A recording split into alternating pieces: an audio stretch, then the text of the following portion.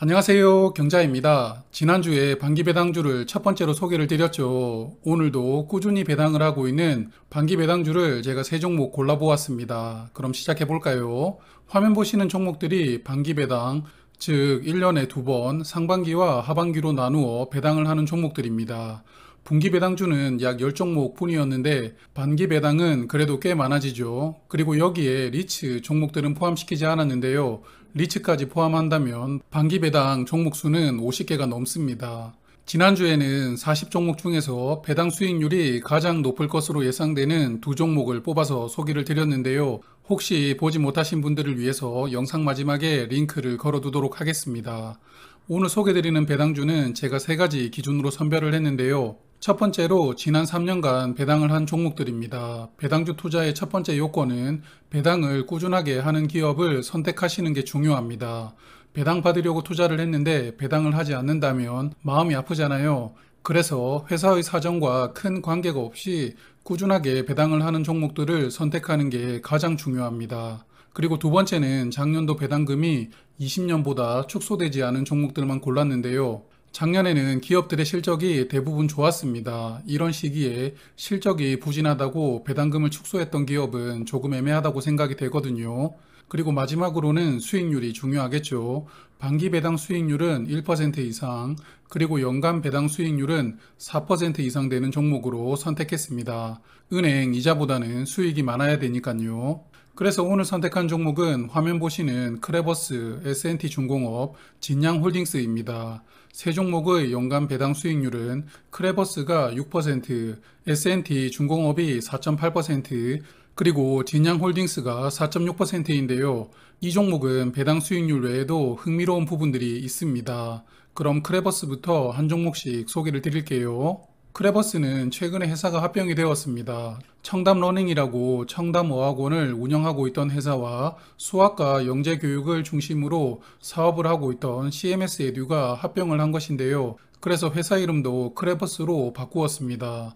회사 이름에서도 메타버스를 담으려고 한 것 같은 느낌이 듭니다. 그래서 크게 회사는 영어와 수학 교육 사업으로 구분되는데요. 영업 수익은 영어가 수학보다 약간 많기는 하지만 그래도 큰 차이가 나지는 않았는데 영업 손익은 영어 교육 사업이 2배가 많았습니다.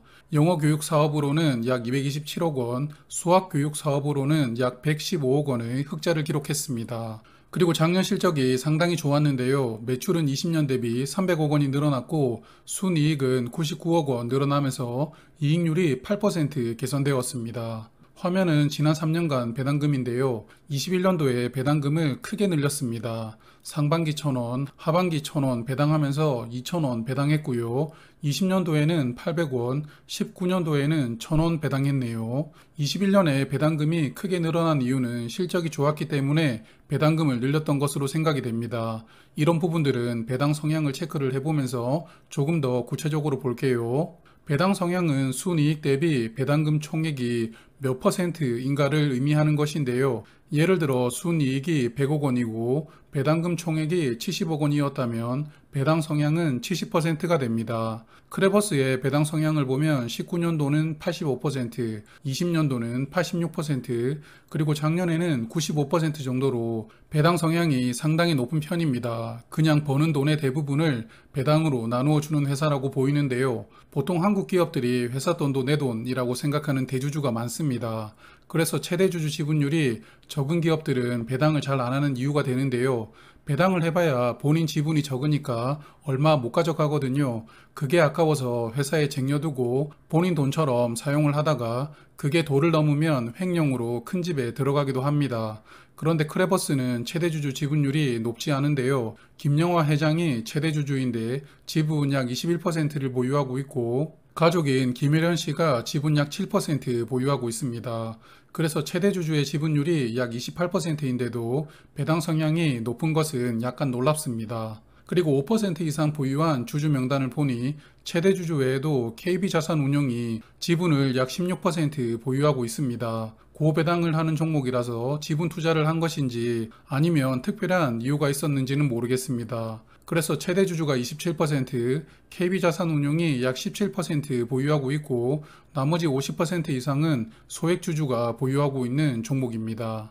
그런데 최대주주 김영화 회장은 본인의 지분을 담보로 대출을 받았는데요. 지분이 약 150만 주 정도 되는데 그 지분 중 3분의 2에 해당하는 약 100만 주를 담보로 제공하면서 대출을 받았습니다. 그러므로 대출 이자가 어느 정도 될 텐데요. 고배당을 유지하는 배경에는 이러한 대출의 이자 상환도 어느 정도는 영향을 주는 것 아닐까 생각을 해봅니다. 그래서 크레버스는 올해 실적이 배당금 규모에 영향을 많이 줄 것으로 생각되는데요. 컨센서스가 없는 종목이기 때문에 올해 실적을 예상을 해보기가 어렵습니다. 그러므로 투자를 하신다면 조만간 나오게 될 1분기 보고서를 체크를 하실 필요가 있을 것 같고요. 작년 기준으로 배당금을 받는다면 상반기 배당금은 1,000원이었는데요. 현 주가 대비 배당 수익률은 3%가 되고 연간 배당 수익률은 6%가 되겠습니다. 화면은 주봉 차트인데요. 작년 말 배당 낙전 주가가 약 34,000원 정도였습니다. 배당으로 주가가 약간 빠지다가 현재는 주가가 어느 정도 회복을 했는데요. 그래서 순수하게 배당 관련해서만 주가가 움직인 것 같지는 않고 최근 흐름은 합병 영향이 어느 정도 있었다고 생각합니다. 월봉으로 차트를 바꾸어 보면 작년에 주가가 많이 올랐는데요. 저점 대비 주가는 약 2배 정도 상승한 가격입니다. 회사의 실적이 개선되고 있으면서 주가도 같이 상승했던 것으로 보이는데요. 최근 5개월 정도는 5일선 위에서 주가가 형성되고 있는데 이 5일선을 지지하는지도 체크를 하시면서 투자하시면 좋을 것 같습니다.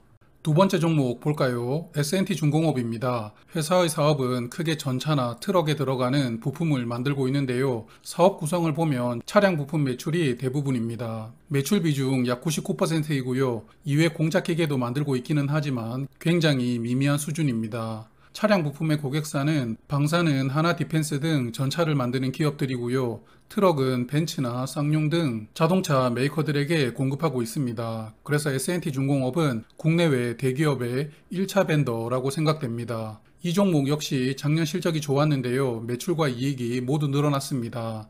그런데 순이익은 무려 500억 원이나 늘어났는데요. 영업이익보다 순이익이 더 크기 때문에 영업외 수익이 크게 발생했다고 생각이 됩니다. 어차피 이러한 수익은 일시적이기 때문에 큰 의미를 부여하기는 어렵지만 그래도 영업이익도 늘어났으니까 21년도 실적이 좋았다라고 생각할 수 있겠습니다. 영업이익률은 5% 정도이므로 전형적인 제조업의 1차 벤더 사업 구조라고 보입니다. 3개년 배당금을 보면 19년도까지는 기말 배당만 했습니다. 300원 배당했고요. 20년부터 분기 배당을 시작했는데요. 상반기, 하반기 각각 150원씩 배당합니다. 그리고 작년에는 실적이 좋았다 보니 기말 배당금을 100원 늘려서 상반기는 150원, 하반기는 250원으로 총 400원을 배당했습니다. 배당 성향을 보면 작년에는 실적이 좋았다 보니 배당 성향이 15%로 크게 내려갔고 20년도에는 배당 성향이 88%, 19년도는 배당 성향이 48%입니다. 그러므로 앞서 보신 크레버스와는 다르게 배당금 규모를 일정하게 유지하는 기업이라고 보입니다. 그러므로 이런 종목들은 실적이 정말 크게 나빠지지 않는 이상은 배당금 규모는 유지를 하기 때문에 안정적으로 투자해 볼 만한 배당주라고 생각됩니다. 최대 주주는 S&T홀딩스인데요. 지분 약 42%를 보유하고 있고요. 이외 장학재단이 지분 약 3% 보유하고 있습니다. 그래서 합쳐서 지분은 45% 정도 되는데요. 최대 주주가 지주회사인 홀딩스이기 때문에 홀딩스의 손익을 위해서 일정 규모로 배당을 꾸준하게 하고 있다고 보입니다. 그래서 올해 실적에 따라 배당금 규모는 약간 달라질 수 있겠지만 저는 전년과 비슷한 수준의 배당을 예상합니다. 그래서 상반기 배당금 150원 기준으로 현재 배당 수익률은 1.8%이고요. 작년 배당금인 400원 받는다면 연간 배당 수익률은 4.8%가 됩니다. 주봉 차트를 보면 배당락 전 주가가 8,960원이었고요. 배당락이 거의 없었다가 1월 말에 주가가 크게 하락했습니다. 그래서 7,700원까지 내려갔다가 현재는 8,300원 정도까지 주가는 회복했는데요. 그래도 배당락 전 주가를 아직 회복하지는 못했습니다. 월봉 차트로 바꾸어 보면 20년 말부터 주가가 엄청나게 상승을 했습니다. 그러다가 작년 하반기부터 주가는 계속 하락하고 있는데요. 전 고점 대비 30% 정도 하락한 상황이고요.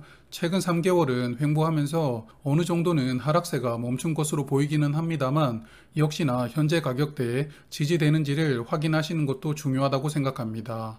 자, 오늘의 마지막 종목 진양홀딩스 보겠습니다. 진양홀딩스는 홀딩스라는 이름에서도 알 수 있듯이 지주회사죠. KPX 그룹의 중간 지주사입니다. 연결되어 있는 회사들은 진양화학이나 진양산업 등 PVC나 폴리우레탄으로 제품을 만드는 기업과 자동차 내장재를 만드는 부품회사들이 연결이 되어 있습니다. 최대 주주는 KPX 그룹의 지주사인 KPX 홀딩스입니다. 지분 약 49% 보유하고 있고요. 이외 친척과 계열사를 포함하면 지분은 약 63%가 됩니다. 지분율이 상당히 높은 편인데요. 이 정도 지분율을 보유하면 배당을 해도 절반 이상은 본인들이 가져가기 때문에 배당하는 것을 아까워하지 않고 적극적으로 하는 경우가 많습니다. 실적을 보면 21년도 실적이 매출은 133억 원 늘어났는데 이익은 감소했는데요. 그런데 이 종목은 영업이익보다 순이익이 더 큽니다. 20년도와 21년도 모두 영업이익보다 순이익이 더 큰데요. 그러므로 사업 외에 자산으로 인한 영업의 수익이 많은 기업이다 라고 생각이 됩니다. 이와 관련되어 흥미로운 부분이 하나 있는데 조금 이따가 말씀을 드릴게요. 배당금을 보면 3년 동안 배당금 규모가 똑같습니다. 19년부터 21년까지 상반기에는 50원, 하반기에는 120원으로 매년 170원씩 똑같이 배당을 하고 있습니다. 배당 성향을 보면 19년도는 61%, 20년도는 36%, 그리고 21년은 100%가 넘어갑니다. 21년에는 이익보다 더 많은 돈을 배당을 한 것인데요.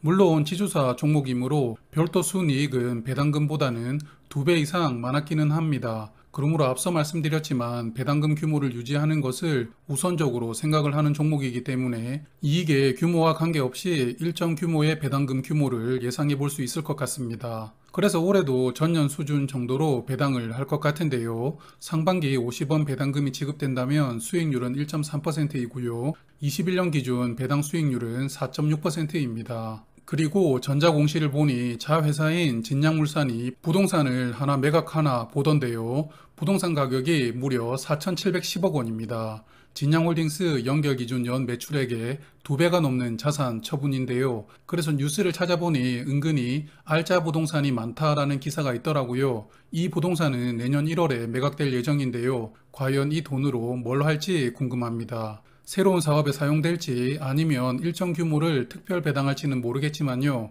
여하튼 이런 부분들도 기대를 약간은 가져볼 수 있다고 생각됩니다. 주봉 차트를 보면 배당락 이후 주가는 널뛰기가 있었습니다. 지난 한 달 동안은 주가가 약간 하락하면서 주봉상 21선 그리고 5일선에 데드크로스가 나왔습니다. 월봉 차트로 바꾸어 보면 그래도 이 종목은 꾸준히 주가가 상승하고 있는데요. 5일선을 타고 주가가 조금씩 우상향하고 있습니다. 흐름은 좋아 보입니다. 그러므로 주봉상으로는 데드크로스라는 좋지 않은 시그널이 나왔지만 월봉상으로는 아직까지는 5일선을 타고 꾸준하게 상승하고 있으므로 현재 주가가 변곡점이라고 보입니다. 여기서 조금 더 하락한다면 월봉상으로도 5일선을 강하게 깨고 내려올 수 있기 때문에 투자하신다면 조금 보수적으로 투자하실 필요가 있어 보입니다. 종목 소개는 여기까지 말씀을 드리고요. 오늘 소개드린 세 종목은 6월 28일에 보유를 하고 계셔야 반기 배당금을 받을 수 있습니다. 그리고 배당금은 8월에 입금이 되고요. 배당소득세 15.4%는 제외를 하고 들어옵니다.